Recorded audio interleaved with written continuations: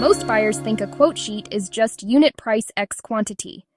But that's the trap, because the real cost of buying from China is often hidden in the quote sheet, in small line items, vague clauses, and missing details that become expensive problems later.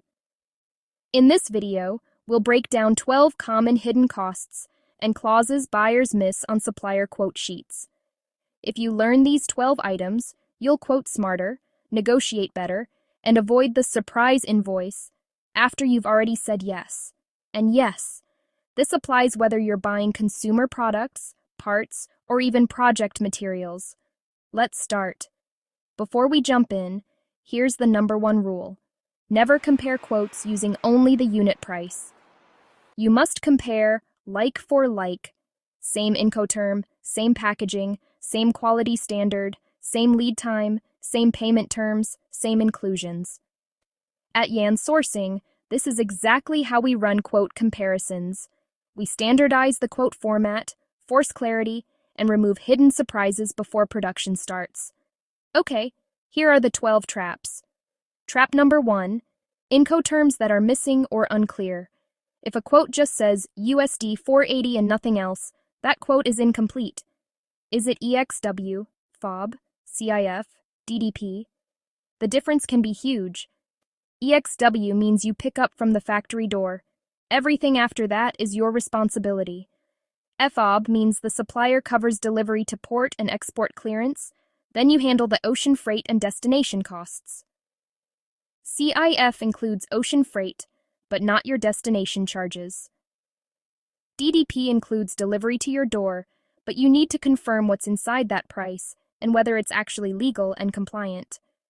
If Incoterms aren't clearly written, you're not comparing quotes, you're comparing guesses. Trap #2, packaging is not specified.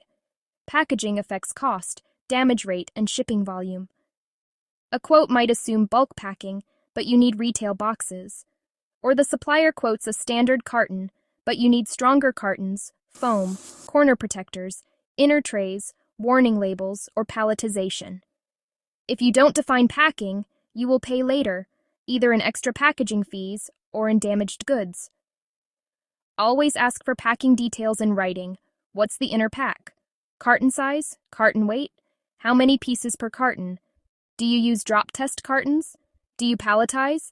How many cartons per pallet? Trap #3, MOQ and price breaks that are not realistic. Suppliers love to show attractive pricing at high volumes. You ask for 500 pieces, they quote, 500 PCs, 6.20, 2,000 PCs, 490, 5,000 PCs, 430. And your brain focuses on the lowest number. But if your business can't realistically hit that higher quantity soon, that low price is just marketing. Trap #4, sample fees and refundable sample claims. Some suppliers charge high sample fees and promise it's refundable after bulk order. But the refund often has conditions. Sometimes the refund applies only if your bulk order reaches a certain quantity. Sometimes they refund only the mold fee, not the sample shipping. Sometimes they forget. So if you pay sample fees, confirm in writing sample fee amount, shipping cost, refund conditions, when the refund is applied, whether it's deducted from the invoice or sent back separately. Trap #5, tooling, mold, or setup fees hidden outside the unit price. For OEM and custom products, the unit price is only part of the cost. You might see a great unit price, then later, mold fee, $800, jig fee, $300, laser setup fee, $150, printing plate fee, $120. These fees might be valid, but they must be disclosed up front. Ask, is there any mold, tooling, fixture, or setup fee? Who owns the mold? Can we move the mold to another factory if needed? How do we maintain it? What happens if the mold needs replacement? Trap #6, material substitutions and equivalent wording. The quote sheet might say, material, stainless steel 304 or equivalent, plastic, ABS or similar, wood, oak veneer or similar. Or similar is how your product quality quietly changes. If your quote allows equivalent materials, You may receive a cheaper version that fits the words but fails expectations. Instead, lock materials clearly.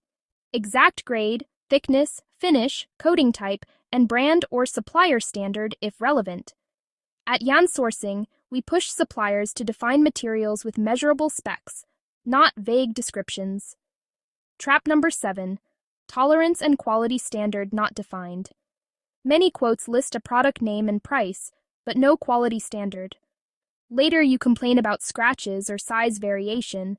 The factory replies, "This is acceptable," because acceptable was never defined. For dimensions, define tolerance. For appearance, define acceptable cosmetic defects. For function, define performance requirements. If you do inspections, define the inspection standard, such as AQL level or your own checklist. Trap number 8.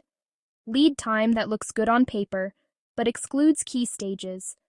Suppliers often quote, production 30 days. But what does that actually include?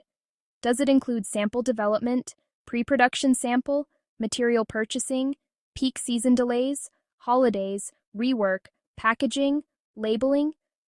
A more realistic timeline, sample 7-14 days, pre-production 7 days, mass production 30-45, packaging plus labeling 3-7, booking plus loading 7-14. Ask suppliers to quote lead time in stages, not one number. Trap number 9. Payment terms that shift your risk. Payment terms are not just finance, they are risk control. A quote might say 100% TT before production, or 50% deposit, 50% before shipment. If you pay too much upfront without protection, you lose leverage when problems happen. A better approach is milestone-based, deposit, balance after inspection pass, or partial payments tied to production stages. Read payment terms like a risk clause, not a price clause. Trap number 10. Currency and exchange rate clauses. A quote might be in USD, but still reference RMB exchange changes or a price valid based on current rate. If you need stability, agree on currency, validity period, whether adjustments are allowed, and required proof for changes. Trap number 11. Quote validity and subject to final confirmation clauses.